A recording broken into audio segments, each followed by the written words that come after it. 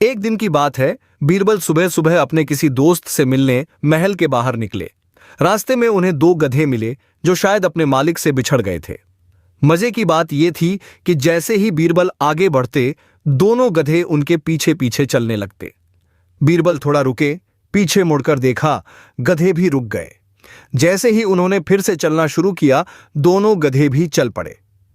अब यह नजारा देखने वालों के लिए बड़ा ही मजेदार था। सड़क पर खड़े लोग हंसने लगे और एक ने चुटकी लेते हुए कहा, वाह बीरबल जी, आपको तो अब नए शागिर्द मिल गए हैं।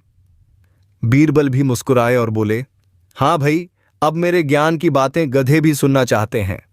खैर, बीरबल बिना परवाह किए महल की ओर बढ़ते रहे, लेकिन गधे भी पीछे पीछे चलते रहे। यह देखकर कुछ बच्चे भी मजे लेने लगे। अब तो जैसे पूरे शहर में यह चर्चा फैल गई कि बीरबल के पीछे दो गधे चल रहे हैं। जब बीरबल महल पहुंचे तो सभी दरबारी हंसने लगे। अकबर भी हैरानी से यह दृश्य देख रहे थे। उन्होंने मुस्कुराते हुए पूछा, बीरबल, क्या नया दोस्त बना लाए हो?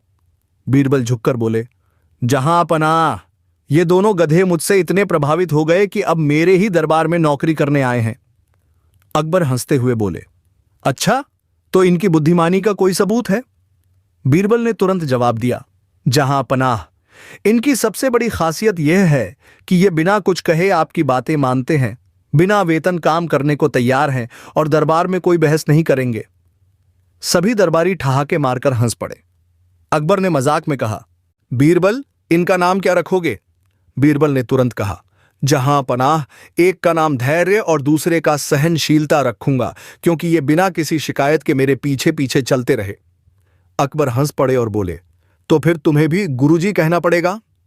एक दरबारी ने मजाक किया, बीरबल जी, लगता है अब हमें भी गधे पालने चाहिए। बीरबल मुस्कुराए और बोले, नहीं नहीं, दरबार में पहले से ही काफी गधे मौजूद हैं। इतना सुनते ही सभी दरबारी हंस पड़े और अकबर भी ठहाके लगाने लगे। अकबर ने कहा, बीरबल, क्या ये वफादार हैं? बीरबल बोले, जहां पनाह, एक बार ये जिस इंसान के पीछे पड़ जाएं, उसे छोड़ते नहीं। अकबर ने हंसते हुए कहा, तो इन्हें हमारे खजांची के पीछे छोड़ाओ। इस तरह बीरबल ने अपनी हाजिर जवाबी से सभी को हंसा दिया।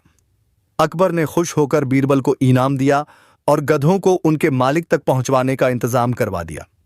इस कहानी से हमें सीखने को मिलता है कि बुद्धिमानी और हाजिर जवाबी से किसी भी परिस्थिति को मजाक में बदलकर खुशहाल बनाया जा सकता है।